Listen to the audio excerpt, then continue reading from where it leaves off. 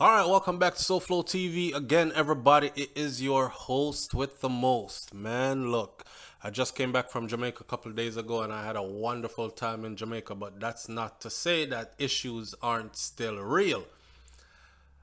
Fresh off of the story, the woman that got killed in the church while she was praying and singing along. Remember that? That recently happened, right? Well, we no longer have to ask, will they kill in the church? And of course, pastors are not off limit because this isn't the first one. This story says, pastor's headless body found in bushes. And this was published March 9th of 2021 in the Jamaica Star as it read. The Lucia police in Hanover have commenced an investigation surrounding the death of a minister of religion whose headless body was discovered along a dirt track at Newtown district in Sandy Bay on Monday morning. This story is very suspicious, and I'm going to get to the suspicious part. I have a lot of doubt here, but walk with me. So, the story says that he had been identified as 40-year-old Kenneth Andre Reed from Westmoreland.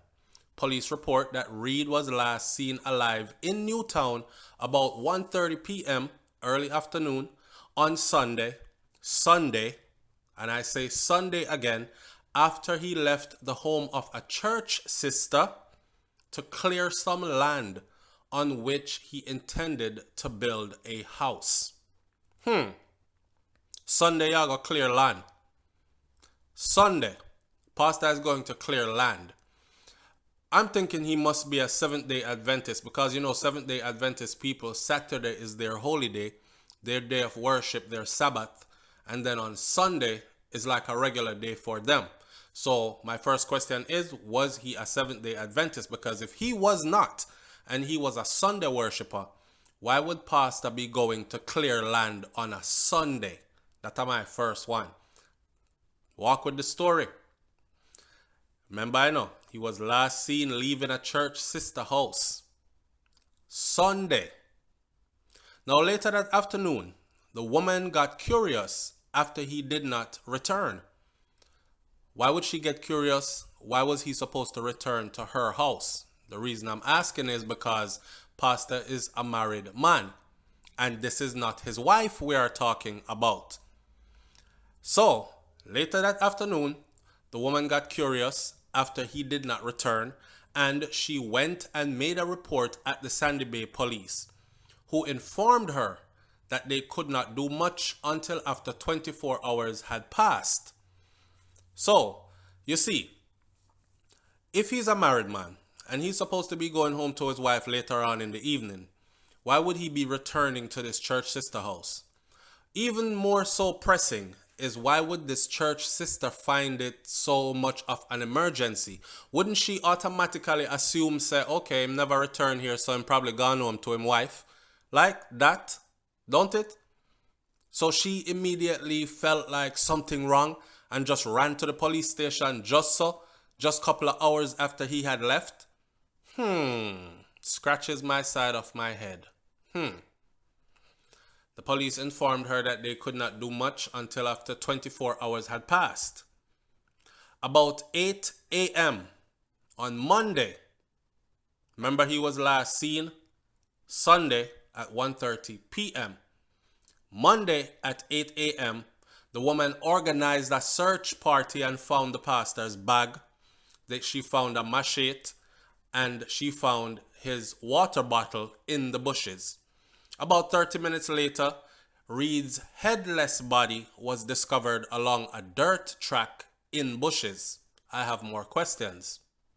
How them know if you go look over there so?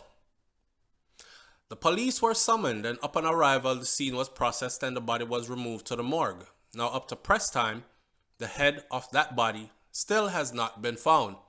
Reed's widow, which is his wife now, Latoya, said that she last spoke to her husband on Friday by phone. Or is this female church sister a relative that he was staying by, or a friend he was staying by? Because she said, wifey is saying the last time I spoke to my husband was Friday. Yet he was seen Sunday leaving church sister's house. and then his headless body was found Monday morning. But the last time wifey spoke to him was Friday. Questions, questions, questions, and more questions. And she said she spoke to him by phone. She hadn't seen him. He informed me that he was going to travel to the community to attend to the land. She said, my husband was a very kind and loving and friendly person, and up to now I still cannot believe that he is gone, and especially in such a manner, she said. Reverend Greville Rowe, pastor of the Faith Anchor Ministries in Hopewell, Hanover, told the Star that they knew Reed since 2010. Pastor Reed is a very outspoken person and very godly, and it comes as a shock to hear that there are persons out there who would readily attack a minister of religion, much less chop off his head, Rowe said. Reed has been visiting my church for some time now, and I have gotten to know him very well. Well, people are not fooling up. Before I go any further, let me say this. You can't swear for people. We've had a multitude of pastors now at this point, quite a handful, that have been killed in church or at church or just out there somewhere, but they're a pastor. And somewhere along the line, it turns out that pastor wasn't really into pastor things when he got killed. I'm not saying that this is the case in this case, but I'm just saying something not seem too right, yasso. Where would you look first? Leave your comments in the comment section below. Now, Black Supremacy says, barbaric. I can't believe this is my Jamaica. Satan a trod earth still.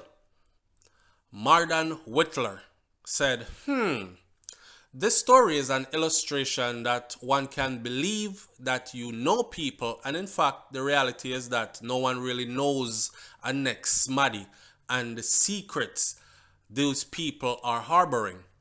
As a wife, I'd be concerned about my husband leaving to go clear land, quote unquote, where that will require him not to sleep at home come nighttime.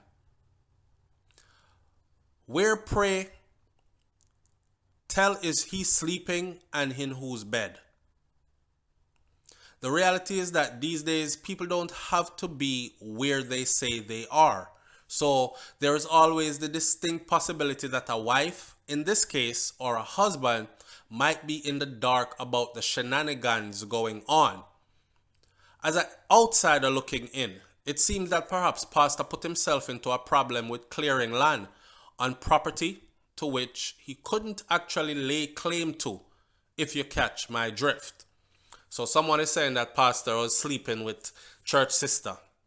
And Pastor has one of those gullible wives where him tell her, say, yes, I go down at the community down at Westmoreland there, to go clear some land, and I will attend church from there. It's going to take a couple of days. So me leave home Friday, and I won't be back until Tuesday. So Saturday is church, and Sunday me I go clear the land, and then so and so. Probably gave her a whole spiel of a story. And she's just one of those wives that, you know, my husband is a good man. I have no reason not to trust him. All right, babe.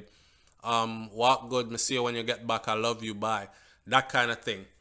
Or they are insinuating that the woman that Pastor was dealing with on the side, away from wifey, actually had a man or a jealous lover that did this to Pastor.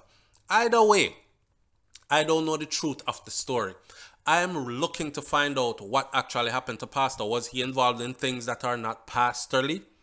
Or was this a case of some land dispute? Like he wasn't supposed to have the land and someone tell him, say, if you build nothing upon it, me I kill you around here. And him said, me I build on it in Jesus' name, and them kill him as him start to clear the land. It could be a number of things. At this point, I want some credible source to contact me at SouFLoTV at gmail.com. Make we talk about it because I want to know. All in all, it's a sad story. Young 40-year-old lost his life as a pastor and in a gruesome way. All know them not find him head yet. So his head is gone. And for someone to leave you in that manner, this wasn't just a run up and shoot, you know. This wasn't just a stab up and leave or you chop a man and something like that. They took away the man's head. There's a message in that act alone. It takes a certain kind of level of thinking to do that. To behead the person and take away their head. I wonder if somebody put a contract on pastor. And said, bring me him head. And they actually brought the head to the person. How much you want to bring you his head? All right. 5,000 US, 10,000 US. Boom. See him head, yeah. And brought them the head. Sounds weird. Sounds weird. Leave your comments in the comment section below and I'll catch you on the next video. It's SouFLoTV. I'm out. Peace.